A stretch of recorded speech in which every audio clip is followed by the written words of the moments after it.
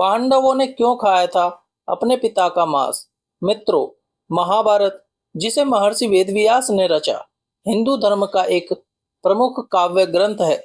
इसे पंचम वेद भी कहा जाता है क्योंकि इसमें ज्ञान, नीति, धर्म और इतिहास के गूढ़ रहस्य समाहित हैं। महाभारत की कथाओं में कई ऐसे चौंकाने वाले रहस्य छिपे हैं जिन्हें जितना जानने की कोशिश की जाए उतने ही नए पन्ने खुलते जाते हैं। इन्हीं रहस्यों में एक रोचक कथा जुड़ी है, पांडु और उनके पुत्र सहदेव से। कहा जाता है कि सहदेव ने अपने पिता पांडु की मृत्यु के पश्चात उनका मांस खाया था। यह सुनकर शायद आप भी चौंक गए होंगे, लेकिन इसके पीछे एक गहरा कारण था। राजा पांडु, जो कि पांडवों के पिता थे, अपनी पत्नियों कुंती और माद्री के साथ वन में रहने चले गए थे।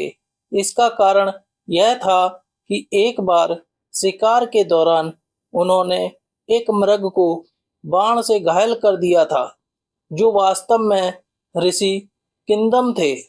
ऋषि ने क्रोधित होकर पांडु को श्राप दिया कि यदि वे कभी भी स्त्री के साथ सहवास करेंगे तो उनकी मृत्यु हो जाएगी।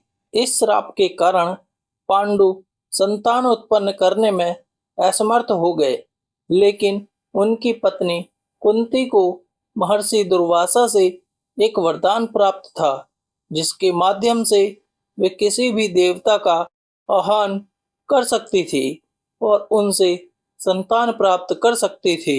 इस वरदान के द्वारा कुंती ने युधिष्ठिर, भीम और अर्जुन को जन्म दिया, जबकि माद्री ने अश्वनी कुमारों का आह्वान कर नकुल और सहदेव को जन्म दिया। समय बीतने के साथ पांडव बड़े हुए और अत्यंत शक्तिशाली व बुद्धिमान बन गए, लेकिन पांडु को यह बात सदैव दुखी करती रही कि उनके पुत्र उनसे उत्पन्न नहीं हुए थे। वे चाहते थे कि उनकी बुद्धिमत्ता और ज्ञान उनकी संतान में स्थानांतरित हो जाए। इसलिए उन्होंने अपने पुत्रों से कहा कि जब उनकी मृत्यु हो तो वे उनके मांस का एक टुकड़ा खा लें, ताकि उनके भीतर संचित ज्ञान और शक्ति उन्हें प्राप्त हो सके।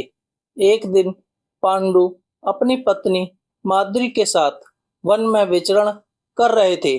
अचानक वे अपनी भावनाओं पर नियंत्रण नहीं रख सके और जैसे ही वे मैथुन की स्थिति में पहुंचे, श्राप के कारण उनकी मृत्यु हो गई। माद्री ने स्वयं को पति के साथ सती कर लिया।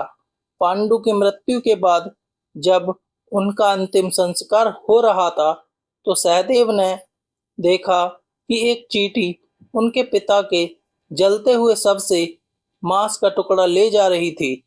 यह देखकर उन्हें अपने पिता की अंतिम इच्छा याद आ गई और उन्होंने वह मांस का टुकड़ा लेकर खा लिया। ऐसा कहा जाता है कि पांडु के मस्तिष्क का मांस खाने के कारण सहदेव को त्रिकालदर्शिता प्राप्त हुई। पहले टुकड़े को खाते ही उन्हें अतीत का ज्ञान हो गया। दूसरे टुकड़े को खाते ही उन्हें वर्तमान का संपूर्ण बोध प्राप्त हुआ। तीसरा टुकड़ा खाते ही उन्हें भविष्य का संपूर्ण ज्ञान हो गया। इसी कारण सहदेव को महाभारत युद्ध से पहले ही उसके परिणाम का ज्ञान था, लेकिन भगवान श्री कृष्ण ने उन्हें श्राप दिया था कि यदि वे महाभारत युद्ध का रहस्य किसी को बताएंगे तो उनका सिर 3 भागों में विभाजित हो जाएगा और उनकी तत्काल मृत्यु हो जाएगी। इसी कारण सहदेव सब कुछ जानते हुए भी मौन रहे और कभी किसी को कुछ नहीं बताया। मित्रों, सहदेव की इस कथा से यह पता चलता है कि ज्ञान की प्राप्ति के लिए व्यक्ति को अपने कर्तव्यों और मर्यादाओं का पालन करना आवश्यक है। सहदेव ने अपने पिता की इच्छा का सम्मान किया और अद्भुत ज्ञान प्राप्त किया, लेकिन भगवान के आदेश का उल्लंघन नहीं किया। आप इस कथा के बारे में क्या सोचते हैं? हमें कमेंट में जरूर बताएं। अगर आपको यह जानकारी रोचक लगी हो तो इसे अपने मित्रों और परिवारजनों के साथ साझा करें।